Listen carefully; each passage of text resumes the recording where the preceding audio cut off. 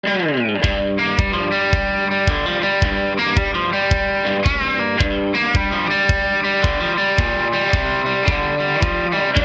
to the Goal Podcast, news and commentary from Gun Owners Action League, your leading voice for the Massachusetts gun owner.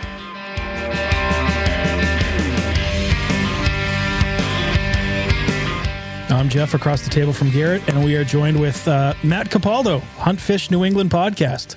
Welcome to the show, man. Thank you guys very much, and shout out to your colleague Mike Harris for coming on my podcast. Yeah, that's right. When did that release? That released about 3 episodes ago, so sometime in December. Yep, I saw it. You guys, you did a video pod too. You had it recorded in at the Goal office. At the Goal headquarters. Yeah, it was really cool. Really cool. Yeah, going over all the legislation and all the changes and how it affects everything, everybody. Which normally we see, it's the tactical community, it's the ARs and everything else. But the latest bill went after everything from hunting shotguns to just changing as much stuff as they possibly could. Even like the cowboys, the action shoot, and hunters, everybody was going to get the short end. Yeah, so we'll have to see how that still turns out.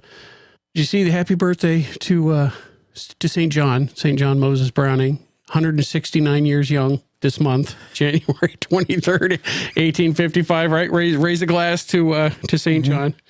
Made it all the way 1855 to 1926. That's a hell of a streak. That's a pretty good streak, yeah. Club news. Cheshire Rod and Gun Club, Inc. has an event coming up, Fishing and Hunting Swap Meet, coming up on February the 3rd, which is, a week and a half or so after this episode airs. They're having breakfast and lunch. They're having a swap meet. Looks like it'd be pretty cool. So check them out. Cheshire Rod and Gun Club in Cheshire, obviously, Mass. Go check them out. I mean, you had to issue a correction from last episode, right? I do. I saw that in the show notes. Yep. I made a very specific point. I have to issue a correction because last episode when we were talking about our lookout cases for 2024, I named the way that I phrased the sentence was incorrect, and I got called on it. So I said that Range v. Garland and US v. Daniels, in the way I phrased the sentence, was that they were both related to federal prohibitions on pot, and that's not true. That's obviously not true. So US v. Daniels is for pot. The Range case is for food stamp fraud. So felony food stamp fraud. So that's on me. How dare you? I know. Mix up that was called on by a Reddit user. And he's absolutely right. So mea culpa, my mistake. So we move on from there. Suck state news. What's going on with the other crappy states in the Illinois has been pushing an assault weapons ban for more than a hot minute. Most people don't support it. It's really just that little central pocket of the Chicago area, Naperville, and those sections. They went through, everything went into effect for January of this year. And part of the provisions was that anybody who owned, what they deem as an assault weapon, high capacity magazines, they're all their buzzwords, had to register, destroy, transfer. Essentially, you have to register everything with the state government or get rid of everything. Now, as of the date the provision went into effect, about 1% estimated of their firearms ID holders had registered firearms that fit the assault weapons ban definition that they put in place. Did they try to change the definition like Mass is trying to do? In Illinois, it was there. Yeah, I'm pretty sure it was like the single feature test and all that. Oh, God. All that stuff. Yeah.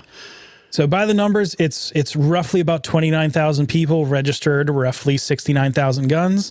And according to law enforcement and FFL sources, that is a minuscule fraction of the total of firearms that were sold. It should be like hundreds and hundreds of thousands, if not more. If the estimates are correct, this might constitute the largest mass civil disobedience. Think about it, right? In Second Amendment. Yeah. Right. What do they expect? Right. What's the next step here? Register them or neuter them and then, confiscate them next. That happened in Rhode Island when they did the magazine ban. Yeah. We'll put scare quotes around that. Yep. Happened in Canada. What is it? 5 years ago, you could actually buy guns in Canada. Now you can't buy anything. Yeah. They casually try to not mention how many magazines actually got turned in. And how they're not really going after anybody. Right. I think we got 4 turned in. Like who holds them accountable to have like good like post numbers? Like, hey, we put all this effort and money into this legislation, and here's our outcome. Nobody does. If they get results that they want, it gets published. If they don't get results that they want, it slides away. Yeah, right. Just gets memory hold, right? Yep. We're not going to talk about that. But it turns into one of those things where they don't ever really jam anybody up until like they need to. Mm-hmm. So if you're kind of an idiot and you get caught with one of the magazines, that's when you'll pick up the charge. But generally speaking, for like the average everyday person, you're not having like they love this kind of stuff because of the chilling effect, the fear factor, right? That's why Maura Healey did her thing in 2016, and that's why nobody's been jammed up on it in the last 8 years because of it. They don't really want to go to court. They just want people to stop having guns, and that's a problem. Out in California, though, the Sensitive Places lawsuit. I wrote this because I've been looking back and forth on this. It's been like a tennis match, watching it go, injunction to relief to, hold up to let it go. It's been back and forth between the courts and judges so many times. It's hard to figure out where it is. But as of this moment, you can carry in California if you have a carry permit at the moment.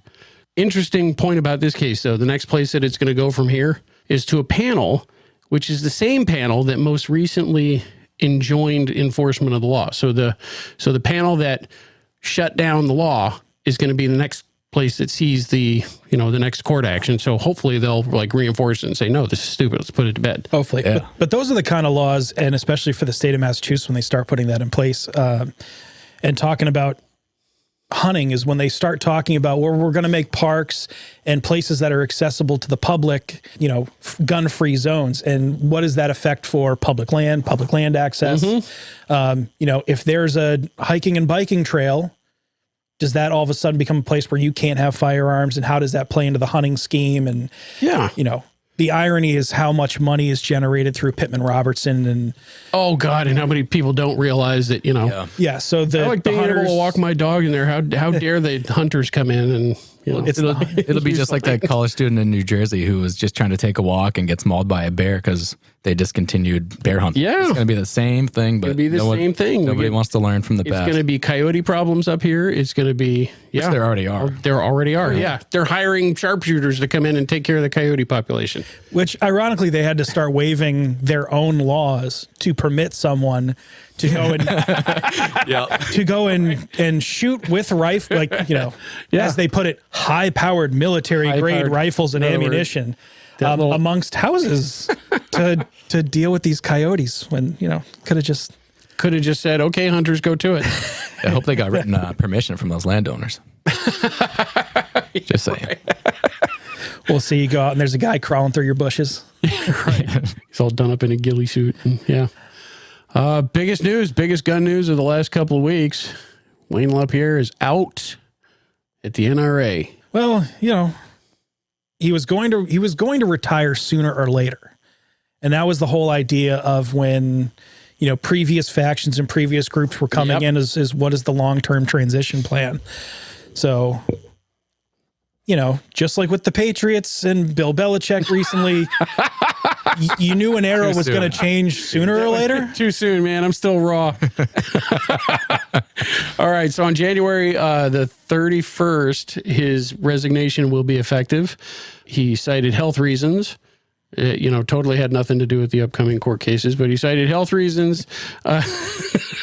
Current NRA President Charles Cotton accepted his resignation on January the 5th at the NRA board meeting. LaPierre started with the NRA way back in 1978 and worked his way through the ranks, eventually becoming the CEO in 1991. So his replacement, at least temporarily, is Andrew. You have any idea how to pronounce this? Arulanandam? Yeah, that guy. No clue. Andy A. Is the current head of public relations and general operations guy. Is going to replace him as an interim CEO and executive vice president until and unless they pick somebody better, I guess. I don't know.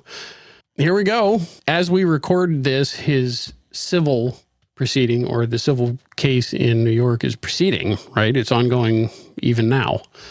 Feel free to believe if you wish that the health reasons were totally unconnected to the civil case, or as you and I have talked about, I don't doubt that the man's got health issues. He's 74 years old. He's in his 70s. He's been doing this for a long, long time. And anytime you have to go to a government building, whether it's the DMV or a courthouse, it's never a good day. Like you're never excited to do it. So if you've ever had to be hauled into court for anything, especially as a defendant, that's a lot of stress on a system. And the guy's in his 70s. And not only that, but he's being dragged into court by 20 state AGs with the entirety of a state budget, billions of dollars behind it, and all of the anti-gun money that they can stand. Yeah, so you can make whatever comment you want about the timing. Is it over health reasons? I'm sure that level of stress for that long may have some negative impacts on a senior citizen. But more than likely. Yep. As you've seen, the Second Amendment, the firearms community, the hunting communities. Yeah. Over the last 3-4 years, whether it was COVID restrictions saying that you couldn't attend classes. Like I was taking Hunter Ed when here in Massachusetts. Yeah. I was halfway through Hunter Ed when all the COVID restrictions went in. I had the first class and I never got the field day that they want to do. Mm-hmm. And they just said, oh, nope, that's all over. And we're not going to tell you when we're going to restart it. What'd you have to do? I ended up doing an online course just to finish it out. Mm-hmm. So I think I did Texas's Texas, online course. People are still doing that. But between that, time and toll, and then, all the natural stuff that comes along with that kind of position. But on the, what do we want to see for the future of the National Rifle Association? I think it's a great opportunity for maybe a little bit of a renaissance. Well, maybe. I've been trying to, follow the gun tubers and the bloggers and the social medias and all the technical stuff that you don't have any exposure to over there. Reactions to this have ranged, right? Obviously from, oh my God, what are we going to do, all the way to, not only should he step down, but he should go to jail and take the entire board with him, Huge extremes. I come down on the, don't throw the baby out with the bathwater kind of thing. If the man's going to retire, let him retire. Maybe let's keep the NRA intact and go in a different direction with it. But that's where I come down. As far as Andrew, whatever his name is, I don't know anything about the guy except that he's been around there for a while. So is he going to be Wayne 2.0? I don't know. He's going to be the Gerard Mayo of the NRA. We'll see. He's going to be Gerard Mayo. Yeah. So, it all comes down. You couldn't write it into a movie, right? It's all coming down on the eve of this huge lawsuit with Letitia James and everything that started, 4 years ago, and it's all coming to a head, right now. I am hopeful that the NRA takes it as an opportunity to rearrange some things. Maybe you don't need 76 board members.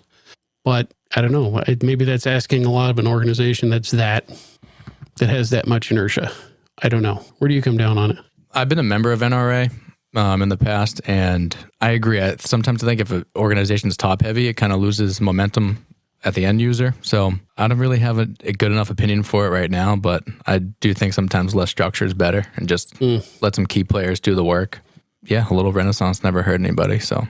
Yeah, even just to modernize from where they've been to from 1978. I mean, their home firearm safety course still is like, oh, you got to teach people how to load and unload single action revolvers.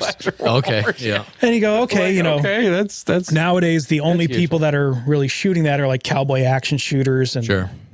I think that's it. Yeah, so I don't know how relevant it is still. So my experience, I mostly work in hospitals, right? And I think about hospital leadership, and the bigger the teams get, you need a strong leader at the top.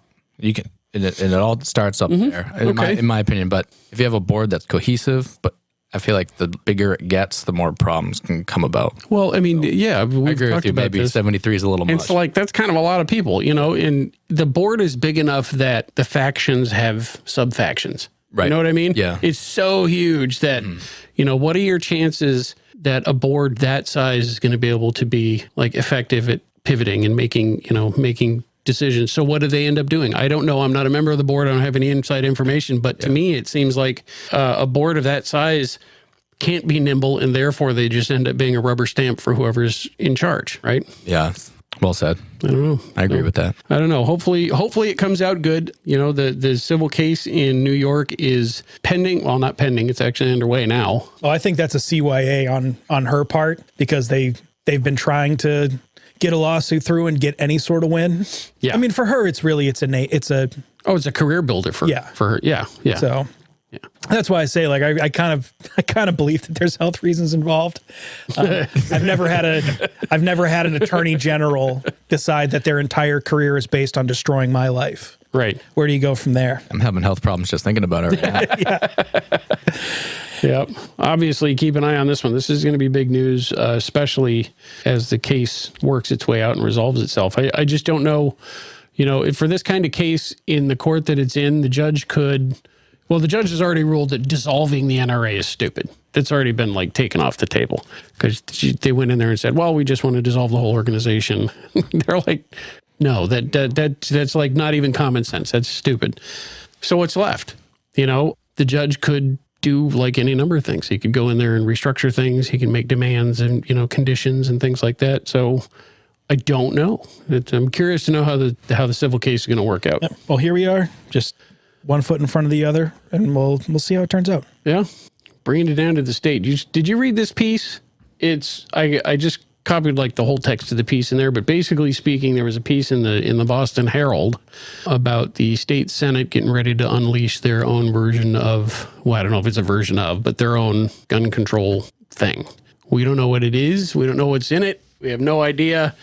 But the rumblings in the social medias, in the, you know, all of that stuff, is that something's happening, and it's probably going to happen pretty soon. So this is their interpretation of 4139, right? Yeah, right. It'll be like their take on it. Yeah. Whether this is the Senate now, right? So the House did their thing. This is going to be the Senate doing their thing. Now, are they taking the House bill as a framework? I don't know. Are they starting from scratch and doing their own thing? I don't know. Maybe. The big question for me is, you know, if the Senate does one thing and it's wildly different from what the House did, how are they going to make that come together? No idea.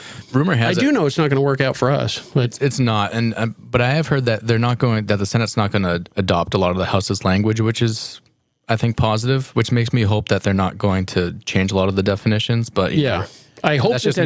Yeah, yeah, because I'm just thinking. I hope that's true. Yeah, I got to. Cautious optimism. I know. Cautious optimism that the Senate's going to go, oh, here's your bill. Okay, great. Yeah, thanks, guys. You know, I have to admit, I was in the camp. Throw that away. For most of it is, you know, whatever they do, it'll be something, but it'll be what I would think is relatively reasonable by comparison to what they ended up coming out with. Yeah. Because we kind of figured it would be, you know, something about sensitive places, something about live fire training, but that was really going to be the extent of it. And then they came out with this. Yeah, they unloaded 150 the whole pages of truckload on us. You know, stuff that just didn't make any sense. So what the Senate may do, no idea. No idea. I wish I knew. I'm hoping it's drastically pared back. I think they'll probably pare a lot of it back. Yeah. Just because of the reaction that the House bill received. Oh, yeah. And rumblings and water cooler conversations seem to be that a lot of the politicians were really upset, not with the language of the bill, but how it was presented, how it was brought forward, and the kind of sneaky, dirty tricks they played to get it there. Oh, they did all kinds of nastiness, yeah. So, I mean, I'm hoping they have at least the professional decency to follow the process. Funny. Did you hear him say that? Professional decency. I know it's asking a lot. You almost said that with a straight face. It was convincing. Yeah, I almost bought it. Almost. But yeah, they said sometime in January to early February they were going to release something. So we're just kind of, we're sitting here and waiting to see what they come out with. But like you said, either way, every time they say, "Hey, let's compromise. Yeah. Let's compromise between the firearms owners and the hunters and all this and that." Yeah, for these people, compromise means only goes one way. Give me what I want, and I promise I won't mess with you for a little while. Yeah, give me what I want, and then I'll until I want the next thing. Right, until I need more political points, and then I'll screw you over again. Yeah, right. They don't come together and pass gun laws to make it easier on us. No. So, I also wouldn't be surprised if the Senate took it further. Just thinking about. God, I hope not. Going the opposite way. Every time I say I don't know what else is left for them to go after, they come up with something else. They surprise you with something else. That's true. Yeah. But they keep trying to they just try to inch closer and closer and closer to saying a full-on firearms ban, which on a federal level, there was the Go Safe Act that we talked about. Where they tried to... All gas operated, it's essentially a semi-automatic ban. All gas operated firearms plus, and by the way, clause 4 has something about recoil operated handguns. It's not important. We're only going after gas guns. Yes, all recoil operated and blowback options. So anything right. Semi-automatic. So that's every semi-auto duck gun. That's every semi-auto tier slug gun. You can have an inertia driven Beretta, or that's about it. That's about it. Well, so we'll keep an eye on that. We'll probably, I imagine that once they do whatever they do, we'll probably try to get Jim back in here to give us his read on it. And we'll have some stuff to say about it at the annual meeting, I'm sure, later on in the spring. So, all right. But now that that's all out of the way. All right. Our guest, Matt Capaldo, Hunt Fish New England podcast. You have a co-host who wasn't able to make it tonight. Yeah, my wingman Cameron Balls is probably somewhere on the road right now trying to get home. He's covering New Hampshire today, so now, shout out to he's Cam. Not here. We're gonna talk about him. That's fine by me. He deserves it.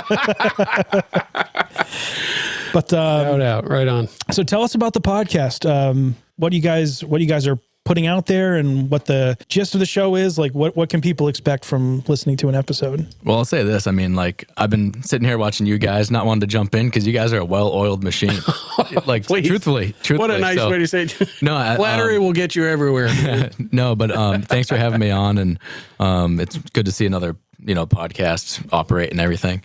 It's cool. Cameron's actually the reason I got into hunting. I grew up a fisherman. I grew up near a rod and gun club, so I've heard probably every gun under the sun go off since I was, able to remember. But you were more the rod part of the rod. I was more the rod club? Yeah, my family was not having firearms in the house, but I was always interested. And Cameron was the opposite. Cameron was in the shooting sports. When we got out of college, we were starting to go on trips together, fishing trips. And he's like, you should get into hunting. And I was like, yeah. So he was kind of like fishing, but cooler. Yeah, exactly. He's like, you can eat 2 pounds of fish. You can eat 50 pounds of deer.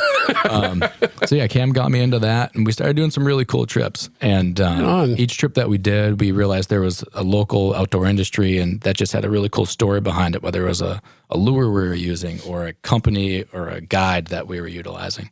And we're like, people don't know about this. We come back down to Massachusetts. A lot of people don't even fish, never mind hunt. Mm-hmm. So when we're telling them the stories, they're like, I saw that on a TV show like Laws or whatever. Or what Northwoods Law. Yeah, exactly. Name your survival show. And I'm like, no, it's really you could go do this too.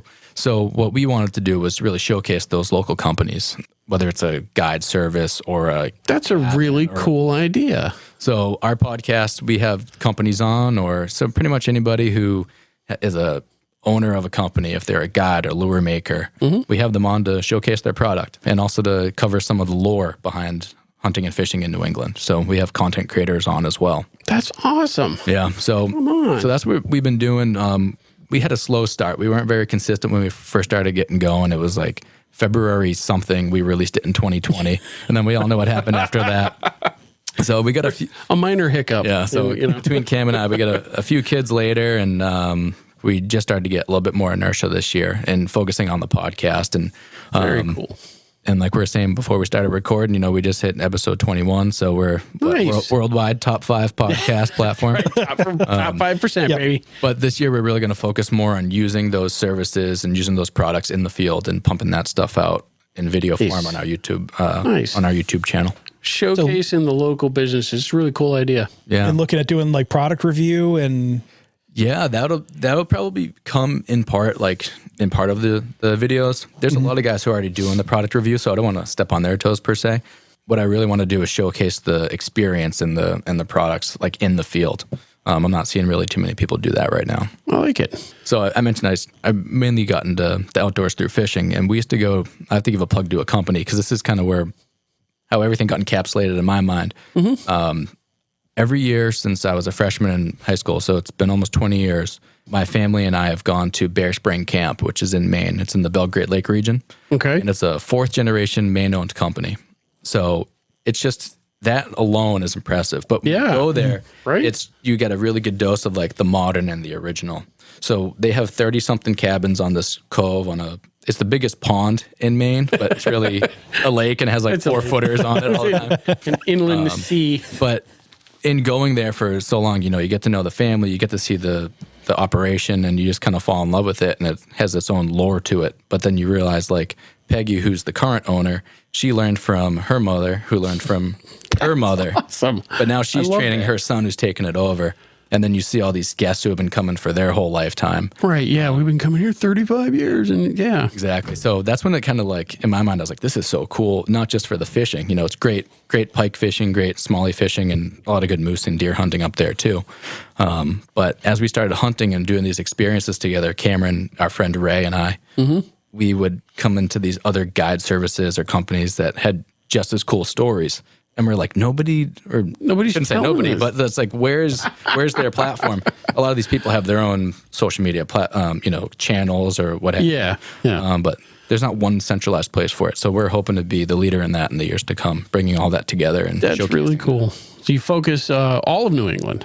All of New England. Yeah, right now we're pretty like Maine heavy, Maine and Mass heavy. Well, I mean, that's what your experience is. But as you get out there further and further afield, you open it up into some of the other New England states, maybe? Yes, sir. Yeah, probably awesome. Start with Vermont coming up. There's actually an outdoor, he's like a fitness trainer, but he trains people specifically for the outdoors, like preparing for outdoor stuff. So yeah, like I want to get hooked up with him. Ridgeline Athlete is his page. Cool. So, you said Ridgeline. I was like, Ridgeline. Nope, not that Ridgeline. Different Ridgeline. Different Ridgeline. So yeah, so all sorts of companies, and yeah, I definitely want to branch out into each state. That's cool. Yeah. So you come from the fishing side. When did you start fishing? Little kid. Yeah, little kid fishing. Yeah, since I can remember. All growing up. A little button reel and the bobber and. Exactly. Yeah. And then just like, because I had an older brother, and they're always like, I realized that they like fished second, drank first. So like I was always trying to like go with them, and they would never bring me, and I'd be like, oh, it's because they really just like drink. Because it's an excuse to go. Yeah, drink. But I mean, I was explaining my entry into like hunting earlier, but what really, in addition to what Cameron was pushing me to do, where I was living at the time was a pretty safe place to live, but some things changed in the town, and the crime rate got super high. And I was in a quiet neighborhood, and then we were seeing like we heard like more sirens than usual, and we didn't really know what was going on. So we were looking in the news, and it was like, oh, there was a grand theft auto like 1/8 of a mile from where we're living. Excuse me? Exactly. So I was like, I need to protect myself. So basically, that's when I got my LTC, and then having the LTC, and then Cameron pushing me into hunting. That's kind of how that erupted. So Cameron's the big hunter. He's kind of been like, my Sherpa in that way. So how long have you been hunting now? So what was your first harvest? It was not a fish.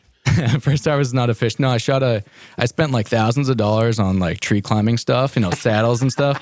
And I'm on my way to a tree one afternoon, and then I shoot a doe from the ground. Nice. And I'm just like, yeah, this is perfect. That's awesome. Perfect fashion. And then you start to rationalize. You go, that venison was free because I shot it myself. Didn't cost me anything. I didn't buy it from a store. Yeah, didn't cost me a dime. Most expensive red meat ever. Oh yeah. Yeah. So yeah, I started with whitetail hunting, and then a couple seasons in, I doubled up on some turkeys, which was cool. And then this year was probably my most memorable hunt so far. I did a black bear hunt in Maine. Cameron and I and Ray, Ray's our guy. He's our other hunting partner. We try to do something new each year. Okay. And so we went up to the Moosehead Lake region, and we hooked up with Backwoods Gun Dogs. So the man behind that operation is guy Devin Cooley. So Devin's originally from Mass and fell in love with hound hunting through a family friend or something like that. And then he's turned that into his passion. So he uprooted from Mass, went to Maine, and he's been there several years. So he's specifically a houndsman. And the way that whole thing works is just absolutely incredible. And you would never know what it entails until you do it. So basically how it works is you go to Devin. Devin signs you up. He has lodging, everything for you. You just got to show up with your gun, and he's going to get you on bear. And he's got plot hounds, and they come from like a main, pretty deep main line. So it's like a pretty New England experience. And he gets you on bear, and he releases the dogs after him, and they all have GPS. It's mountain music, man. It's incredible. It's cool. So this is what the point of view as the hunter is, right? You get up in the morning. You go out with Devin, gets you on the bear, and if it's a hot trail, he throws the dogs on him. I won't give away all of his, expert secrets. Yeah, we'll spoil everything. Each dog has a GPS collar on it, and then he has a tablet that syncs all the holy cow things. So you can see where your dogs are. Nice. So basically, you have like a Google Maps on your tablet, and you're seeing the dogs run. And you know what they're chasing. If it's a hot trail, they're hammering on. Yep. It. And he was explaining to me, that they're on a trail when they're hammering on it, but then you start seeing them do like really quick, like right angles, like quick turns. Oh, yeah, sure. So that means they're on the bear's ass. They're changing direction quick. Yeah, and they're like nipping at him, and he's trying to juke him out. Yeah. So for my bear specifically, we got on the bear in the morning. He's like, "You want to kill this bear?" I'm like, "I want to kill this bear." Like, let's do this. I hadn't killed a bear yet. So he puts a few dogs on, and then he releases the rest of his dogs until the legal limit. I think it's 6 in Maine. But whatever the limit was, he put all of his dogs out, and they were going after this bear for like 2 hours, and it wouldn't tree, it wouldn't bay down, it wouldn't hole, it wouldn't do anything. And he's like, "I think this is a bigger bear than we expected." Oh. So he's like, "We probably want to go in the woods and try to cut it off," because the bear would come near the roads, lots of logging roads up there. Yeah. It would come near the roads, it would hear the truck, or it would see the roads, and it wouldn't turn. Yeah. That happened for, I want to say, 2 hours. And then I'm like, "Devin, I don't want this bear to go up this 3,000-foot mountain right there." He's like, "Dude, I don't want that either." Going that way, man. So as you'd expect, it goes just that way. Absolutely. And they get like maybe 100 feet from the crest of the mountain, and they stop. And I'm just like, "Dude, is that thing treed?"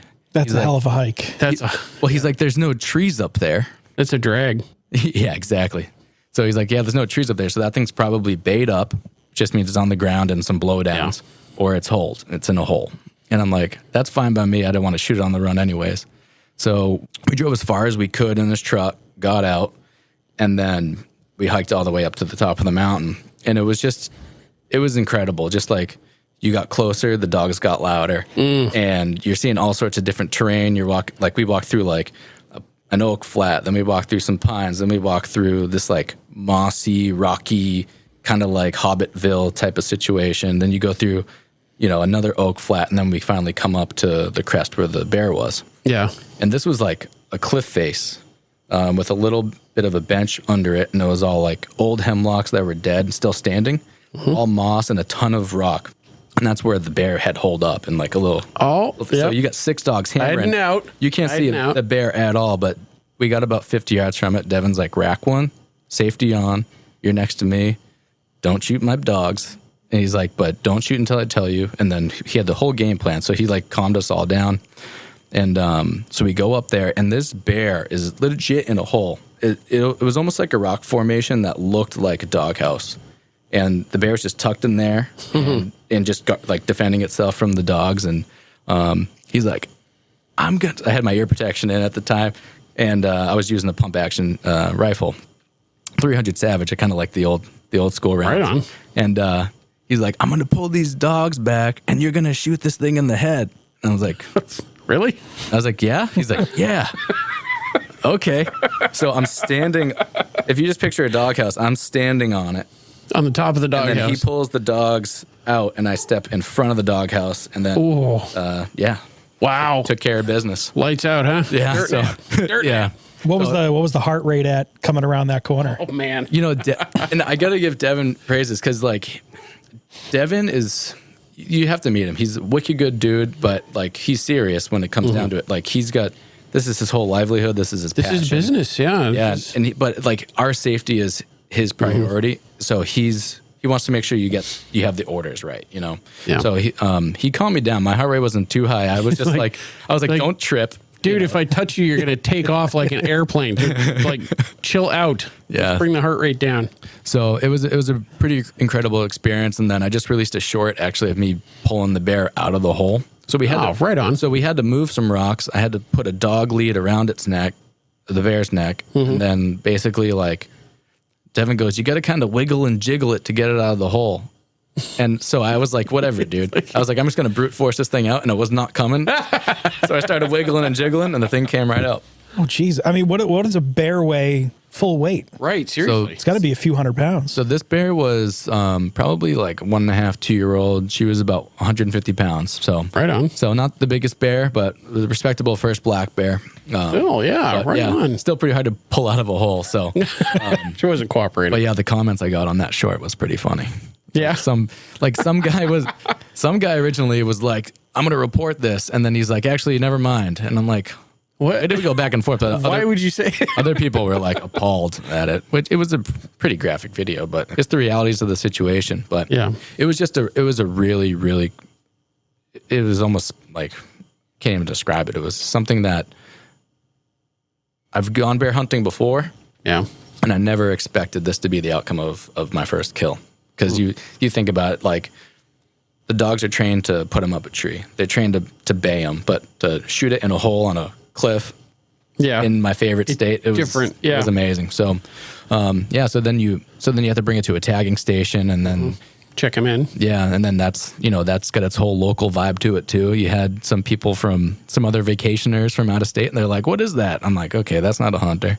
And then you get this like, what does it look like? Yeah, exactly. But then you got like little kids who are just like, "That's badass. That's awesome." Yeah. So it was just really cool. And so I got to tag it. You send a tooth in for aging, and I should get that back next year. And then I brought it down here. And speaking of like local companies and stuff, I had somebody locally do the Euro mount for it.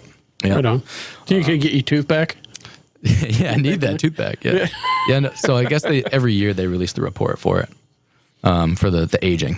Cool. Yeah. So. Oh, right on. Yeah, that was cool. It was just nice to get that black bear under my belt, but also to support all those companies, throughout that whole process.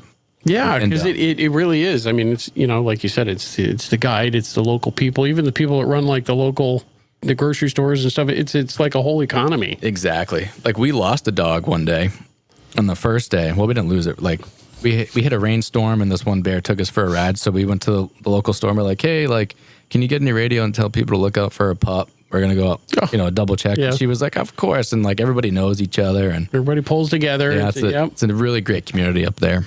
That's awesome. Yeah, we head up north to go grouse in November. It's beautiful. Yeah, up in the Jackman area. Yes, sir. So. Yeah. Yeah, I've hunted up there too with the Hal Blood and the Big Woods buck guys. Yeah. But good stuff. So that story I just mentioned for Huntstock's doing a film festival this year. And I'm going to submit my video from that bear kill. Hey, right on. Into the film festival. So, and that'll be on our YouTube channel. So hopefully my description suffices, or at least it's a good trailer to what actually comes out. But don't go watch the video and go, this is not at all what I expected it was going to be. It's just like it's so hard to describe because so much happens in like such a short. I mean, you guys know it. Oh yeah. So much happens, and it's like time like compresses. Yeah. Yeah, and then you can't really recall it till you recap the footage. Yeah, but then you watch the footage and it's quick and it's fast. Like, you go, I swear it was way longer than that 38 seconds or Yeah, that's true. I tried doing it once. I tried getting a GoPro set up for geese and didn't realize that the GoPro had a little LCD screen on the front. So I'm sitting there in the field all camouflaged up, not realizing that I'm glowing. So I was like, man, it's like all these geese are turning and flying away. What the hell? Where are all the geese? I took the GoPro off, realized, and put that away. And then the next wave of geese came in and I got a couple. It's really a craft. I mean, shout out to the guys who can pull it off, like self-film and do everything. That make it look easy. Yeah, exactly. Yeah. I love watching, I loved watching, Meat Eater, and especially when you get the behind the scenes stuff. So there's the guy with the camera sitting behind the guy with the shotgun. Yeah. And I can't imagine, he's got to sit just as still as everybody else, but also manage all the equipment and just as quiet. And Yeah. Because you don't want to be the sound dude or the camera dude that messes up the shot, I'm sure they've had that once or twice on Meat Eater. Yeah, but having one person, maybe two people, it becomes a management issue, but how do you get that many people all coordinated? Yeah. It's an impressive that's a hell of production. a process. It's a lot.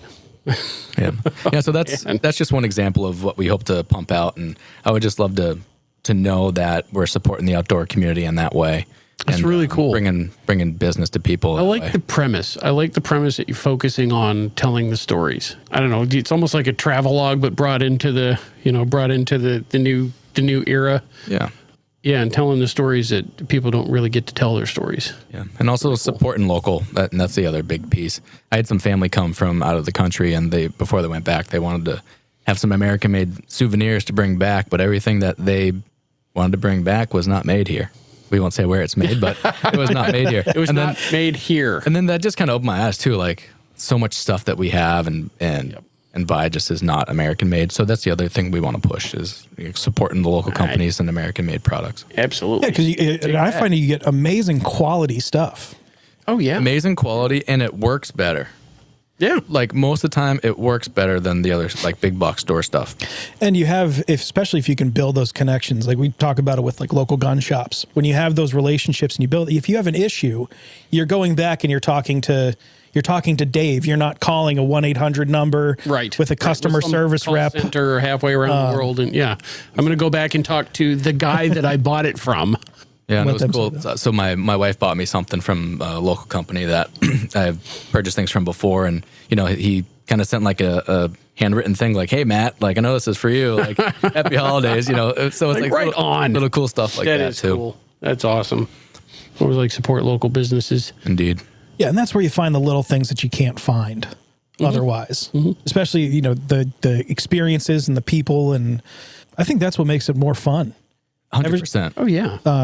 Entering into the firearms world and then starting to get into hunting, and you meet all these different people. And I didn't know that the guy I use for processing deer has this whole business and operation set up. And it's like, this is really cool. Like for me, it's like, this is someone's job.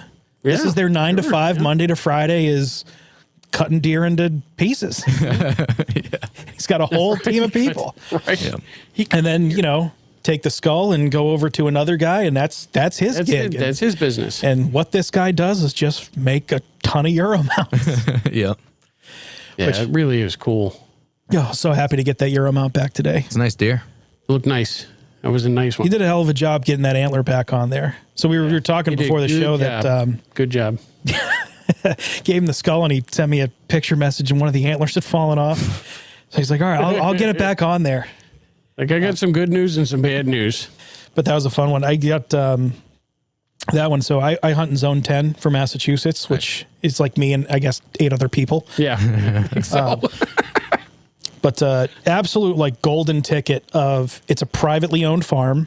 Good deal. And the farm manager was having issues with deer and turkey and geese and everything else, and got in touch with Goal about, what can I do about essentially pest control. Like, boy, have we got an idea for you. It's like, well, have you ever considered letting people hunt the property? So myself, John Green, who's our director of education and training, we started kind of building a relationship with the guy, and said, all right, let's try it for a year. So we're allowed to hunt the property on days that they're not working because it's an active working farm. And, there was a year or two of everybody getting used to each other. Because other people have access to the property. They walk their dogs. They are, there's an Airbnb house that gets rented out, and they have permission to walk. So there were a lot of times where you're in a blind, and here comes a person walking 10 feet in front of you. Oh, hey. No orange, no nothing. And it's just, hey. You wonder, it's like, am I going to scare the hell out of this person if I say something because I'm all camouflaged up? But it's been wonderful, and especially now that everybody's kind of like, they know what we're doing, we know what they're doing, everybody kind of knows where everybody's going to be. Yep. Now that I'm getting text messages, hey, we saw this buck down in this section, and go get him. But yeah, this past year, I mean, we got a bunch of deer off their property, geese. Yep. They got a great amount of turkey that run around, and that second deer or the second buck that I took to see, the one with the bigger rack of antlers. I was just like driving across their farm, and I spotted him in the corner of a field and drove over and parked, got out of the truck, and I hit him with the rangefinders 160 yards. And I can make that shot. Indeed. And you did. All right. Look up the hill, and I could see people in the parking lot. And, they're going to see this happen. Wow. Better make it good. Yeah, he made it about 40 yards onto the neighboring property, which is owned by a school. So, yeah. Don't jump that wall with a gun in your hands. Yeah, so I had to call the school and say, hey, listen, neighboring property, shot a deer. I can see it. It's in your field, and I don't know what time recess is, but but the way I put it to him, I said, I'm legally required to get this deer. I said, but as a courtesy, I don't want to just walk on your property and start dragging an animal off without telling anybody. Right. So they sent a couple groundskeeper guys out with a truck, and oh, that's cool. They were like, oh no, that's awesome. That's fine. No big worries. And I said, well, you want to help me drag them over the rock wall? And they go, nope. You're on your own. So they said, see you later. Like, thanks, guys. Had to drag him back over. Yeah, it's been my experience, like having those type of situations. I mean, I don't have a cool access like that, but like when you meet non-hunters, it's a good opportunity to advocate for the sport and really educate people about everything that goes into it. I'm always like very friendly to people, and like even to the point where, the lady who's walking her dog, what you want to do is be in the moment, right? I'm like, he's coming this way. I'd really like to, but since you're here, let's talk. But no, I go out of my way to be like polite and answer questions. Oh, super. Yeah. How many can you catch? Well, you can catch two. I can catch two. Yeah. And if I apply, I can get a third one. That's right. That's right. No, well, do they still have I think it's still a law in Massachusetts that when you're transporting like a deer or whatever, you have to have it visible. Oh yeah. Yeah. You have to have something sticking up before you tag it in. Yeah. So ideally it's like, I'd love to just roll the tonneau cover back over and scoot out of there, but nope. You'd have like a hoof sticking up. Yeah. This year, it's kind of a ridiculous law, but I think they put it in line to like prevent poaching or something like that. So you can't like conceal the animal. Yeah. I think it serves a purpose. At least they still let us hunt, Well, I get take it for what it's worth. Yeah, right. Yeah, when I checked my deer and I drive a sedan, I had mine jammed in the back seat. Nice. So I drive up. In a seatbelt with his arm hanging out the window. I drove up to the check station and the guy comes out. He's like, "You got a deer shoved back there?" And I'm like, "Yes, sir." He's like, "Drive up back." And then like everybody from that little station comes out with their phones and they're taking pictures. So do you have it like, tuck all the legs in and just stuff them in? On the back seat? I just, before rigor sets in, I just stuff it in inside the sled. Oh, so when you put that deer down, you're on the clock. Oh, yeah. Yeah. You got to get that thing out dressed and in there before it. Field dressed and in the focus. Yeah. Wow. In the focus. Yeah, exactly. Hey, I'm an in and out of Boston commuter, so that's my car. That's awesome. That's awesome. Yeah, that was another funny story. So you do the drag sled thing. So you don't go in the woods far. I shot this deer on a private that I have access on. Okay. No. All right. So yeah, it was probably, I think where I shot it was exactly 500 feet from the dwelling. Mm-hmm. So I don't have a lot of experience stand hunting. We tend to do a lot of walking. Mm-hmm, mm-hmm. So like something like having a sled nearby is not something that I would have, because I'm not going to walk, 2 miles through the woods dragging an empty sled behind me. Yeah, it was in the car. It was a skip away. Yeah, that's pretty cool though. Yeah, that was a funny day because it was the first day of shotgun, and the property I was on, it abuts a big piece of public. Mm-hmm. And I'm thinking there's going to be everybody who hunts in this town in that piece of public. I'm just going to sit up here and just have them push deer to There you go. So let them run them your way. Better. Exactly. Absolutely. So there was this one deer I had a little bit of history with from just like scouting camera stuff, and then I saw him during archery season. We won't talk about what happened there, but so yes, we will. So I hear like 9 shots go off, and it's probably like 9 o'clock or so in the morning, and I'm just like, something has to come this way. What the hell is going on? And then I just like readjust, and I hit some brush and readjusting. I was sitting on the ground at this point, and then this buck comes out from the corner of the field, maybe like 25 yards at my 12 o'clock. And it's like doing this weird gimpy limp thing. And it's missing an antler. And I'm like, oh no. Like this thing must have got hit by a car. Like I was just so confused. It looked drunk. I mean, I don't know how else to explain it. Yeah. And I was just like, I'm not going to shoot him because, it was going to be my only deer like to that point of the season. Like I don't want to put my tag on him. Exactly. And like, especially for the meat quality too. So I passed him up, and then I'm like sitting there like loathing. I'm just like, oh my God. I'm never going to see another one. Yeah. And I'm like, I'm going to eat the soup again. And and then I was hearing more gunshots go off. I'm pretty sure I heard the guy shoot that buck. Because when I went to the check station, I was like, did anybody from this town bring in an 8-point that had just one antler. And they're like, oh yeah, he came in like an hour before you. I was like, I'm pretty sure I saw that deer and heard him get shot. Yeah. So I hear that happen. And I'm just sitting there and like regretting it. And then like 6 doe just like walk right in front of me. And I was like, is this real? Yeah, just put the 12 gauge on it and let it fly. There you go. So lights out. Lights out. That all ended pretty quickly. Got her in the sedan and yeah. Are you hunting archery season as well, or are you just like, do you start at shotgun and go through the end of the year? I did a rutcation, and I filmed the whole rutcation. It didn't turn out as planned in terms of kills, but I got on deer and it was really fun. It was on that piece of private. So I was saddle hunting and I had some presets, but the deer, I don't know if they were privy to the presets or if they were just changing their patterns this year. Because what was going on, well, they know. They know. Yeah, they definitely know. They know. They have like this whole information network. They know. But there was literally like no acorns where I was at. Like I didn't see any, didn't hear any falling. So I think they were staying more like up towards fields, eating berries or eating people's plants. I don't know what they were doing, but I was more on like the wood side of the field edge. Yeah. Yeah. They were coming a little bit behind me. So yeah, it was fun. I readjusted, had a lot of interactions, and yeah, I just didn't close it out, unfortunately. But couldn't close the deal. Yeah, it was pathetic, man. That's unfortunate. It's unfortunate, but it's just like with shooting anything, you know, if you don't practice, like how do you expect to hit the target in crunch time? Well, I can sit here and talk about it now, but this year I finally broke a 4-year dry spell. So, you know, congratulations. Yeah, right. I don't have a whole lot of room to talk, but yeah, but this year, like all my practice was at the range and just like thinking about shooting moving targets because I was preparing for that bear trip. Yeah, I didn't touch the bow until maybe a day or two before archery. Which everybody knows is like that's a problem. Don't do that. That's a perishable skill. Absolutely a perishable skill, and it's funny. It's like amazing how fast it perishes too. Yeah, big time. So, but it was a fun archery season, and I'm hoping for a better one this year. So you're a more recent hunter, from what I'm gathering. Yeah, I started hunting about 3 or 4 years ago.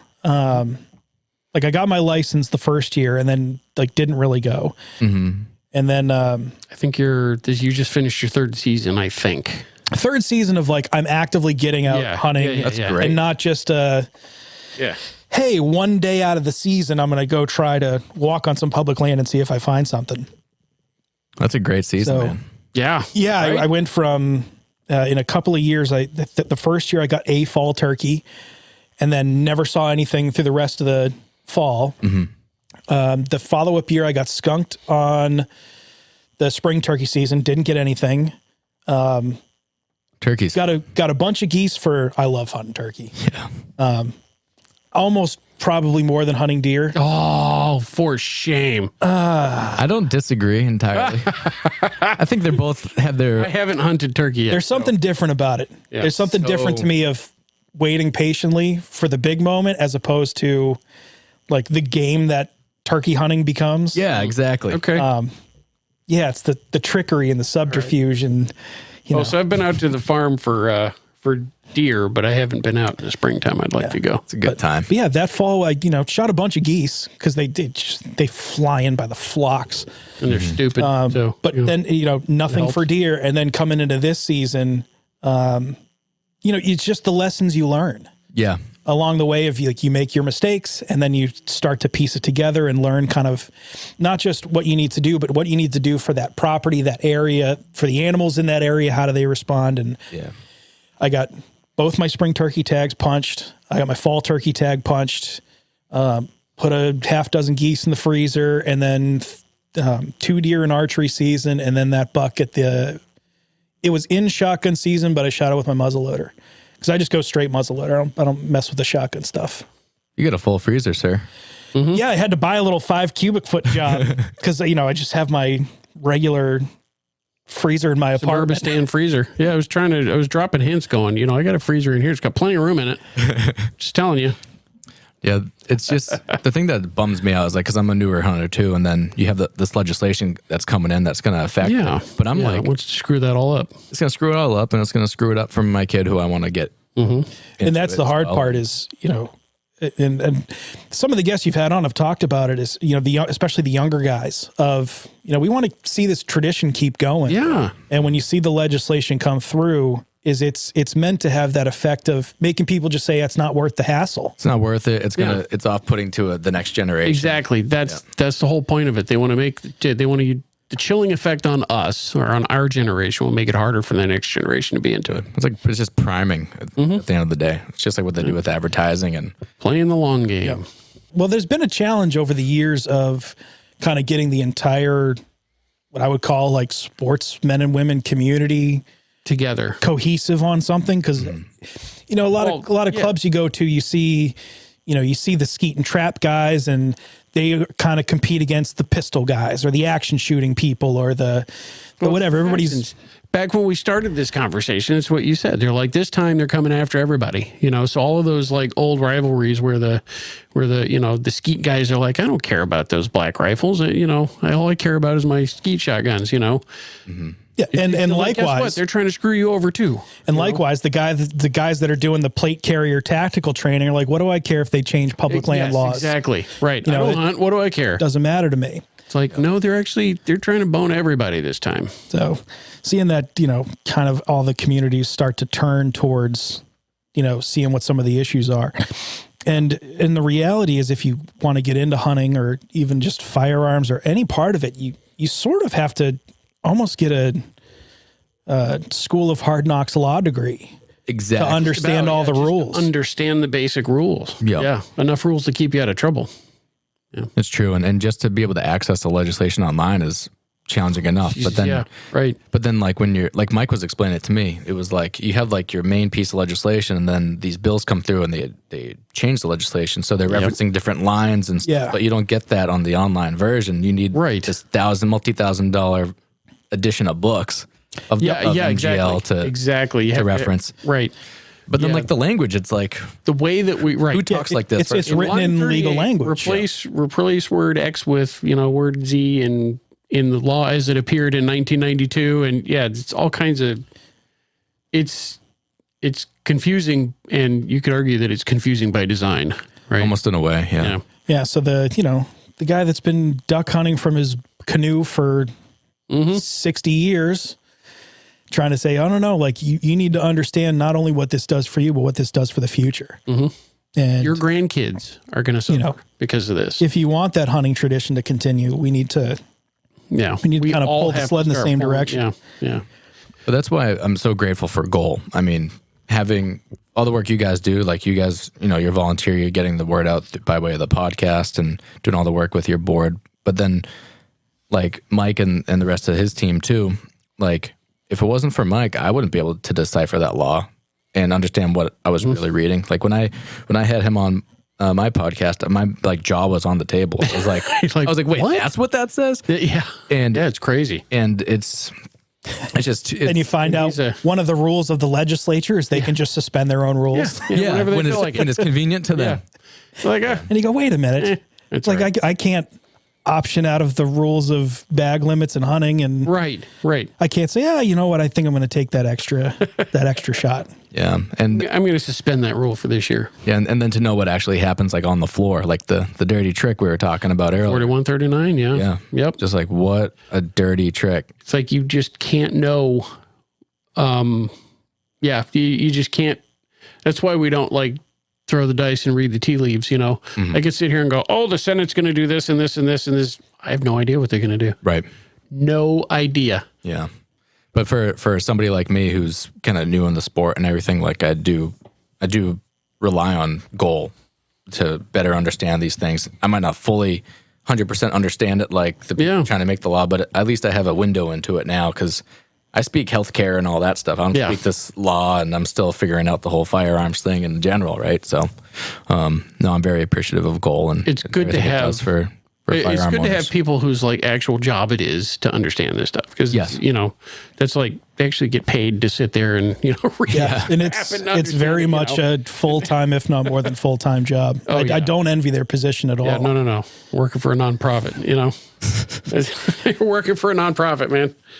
Yeah, some pretty sweet raises in there. But So we covered hunting, but so with fishing, I have tried fishing. I can't fish to save my life. Like I'll dig worms, I'll bring beer.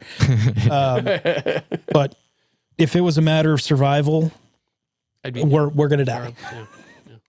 So so for folks that are like maybe in the hunting or the firearm stuff, if they want to get into fishing, like what does that entry look like to, I don't know, what world is there for fishing in New England? That's a good question. I mean, there's a lot. I mean, you can even fish for muskie now, which is just bizarre. Like that's something you'd get really more out in like Minnesota and stuff. But you know, it really depends what your end goal is. Like for me, I got into hunting for meat acquisition. Like I wanted food where I knew where it came from. Obviously I liked being outdoors, but that was my main goal. So I would say if somebody is a hunter, they want to get into fishing, like maybe look into trout and start with like following the stocking truck and kind of understanding that stuff. And then there's so many great content creators out there. Like there's a guy, so he's the trout whisperer. He's the main trout whisperer. That's his channel, which is like exactly the reaction he wants. Right. His name's Chris Everett, but he makes, he's a Mainer. He makes lures that work for trout all throughout New England. Right so on. I always think like, just know what's your target species and find a local company that makes something to help you acquire said animal or a fish and just go from there. Somebody who knows what the hell they're, because I see water all the time. I don't know if there's any fish in it, Yeah. And if there is, I don't know what kind, Exactly. No idea. Like I said, I was chasing like my brother around trying, they were like bass fishing. But I joined actually a bass fishing league a few years back, and that like really changed the game for me because there's all these competitive anglers, but they're all novice, right? They're all, anybody can go do it.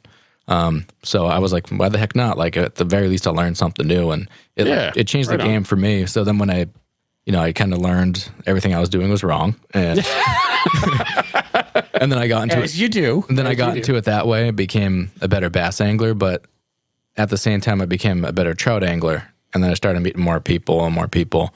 And then now I'm at the point where I went from like spin fishing to I'm getting more into like fly fishing now and doing that. A lot of people have some choice words for fly fishermen, but I think it's awesome. And, so I would say start small. Just know why you want to do it, and if you just want to do it to get out, like get a kayak and a rod. Doesn't matter what you're doing, just get out there. And but it's just like hunting. Like there are regulations and things, and you got to be safe. Yeah. Especially with how weird the seasons have been this year, and we're having more algae blooms now than I can remember, which is harmful to not just us but kids and pets too. But yeah, find a local company. Just know what you want to go after and start there. That'd be my suggestion. But bass fishing, I think, is the most fun. Cool. Got to build another expensive hobby into the list. Well, you know what? I'm going to change my answer. Go ice fishing. Ice fishing is I've heard so much fun. Damn fun. Yeah. And it's more complicated than it looks, but like ice fishing is what I think really got me hooked originally. A lot of really good local companies. Like I could go down the whole list right now, but it's so cool because you can hunt. You can fish parts of the water that you normally couldn't otherwise, right? Like if you're a bank fisherman. Well, sure. Yeah. Right. You can go out into the center of the water now. But I would say maybe try ice fishing. Mass Wildlife does a lot of good seminars on, learn to fish and stuff and being safe on the ice. I think, this is the season. This is the season. Maybe not like right now, but it's getting close. A little bit later on, things will start. So the ponds are good for something other than pond hockey. Yeah. Yeah. Oh man. All right. How do people find you and your media and your podcast and all your stuff? All right. You can go on pretty much anywhere you can listen to podcasts. Just type in Hunt Fish New England. That'll help you find our podcast. On YouTube at Hunt Fish New England. That's our handle. On Instagram, that's where we do most of our correspondence. It's at Hunt_Fish_New England. And cool. We have a Facebook page, but Facebook doesn't seem as popular as those other platforms. But yeah, like and subscribe if you can. Our YouTube channel is going to be our main focus this year, and really just pumping out more of that local content that we've been talking about. Very cool. Right. Very cool. All right, give us Cam's bio since he's not here. Well, are you listening, Cam? This is what Matt thinks of you. I'll save that for a one-on-one with Cam. No, Cam's an awesome guy. You guys would love him. Cam's an unbelievable trap shooter. Cam grew up shooting trap and really, really good marksman. So yeah, he's the reason I'm addicted to hunting now and have the highs and lows of it. But Yeah, this is going to be a good year for us. And, excellent. Yeah, and shout out to Cam and also Ray, who's our hunting partner. Right on. Yeah, Ray's got a lot of cool kills under his belt too. Very cool. You guys, thank you so much for having me on. It was thank you for coming in. This is great. It was really nice to not, like I said, be on the ones and twos, but yeah, but also just to see what you guys do, and thanks for what you do as well. Oh no, thanks for what you do. Do this again next time. We'll actually get Cam in the room. Yeah, get Cam in the room. Maybe we could do something in the field. Maybe shoot a turkey or something. Nice. Yeah, we'll have to do like a season recap or something like that. There you go. There you go. Yeah. Very cool. That's it for today. Thanks for listening in. Be sure to subscribe to the Goal Podcast and check us out on Facebook at facebook.com/Goal Podcast MA, on YouTube at the Goal Podcast, or on Twitter at Goal Update. To join Goal, visit goal.org and click the Join Renew button at the top of the homepage. If you have a topic you think we should cover, if there's something going on in your club or town, or if you have a question for the mailbag, shoot us an email at goalpodcast@goal.org. The Goal Podcast is a production of Gun Owners Action League of Massachusetts. The views and opinions expressed are those of the host and guests and do not necessarily reflect those of Goal, its staff, or affiliates.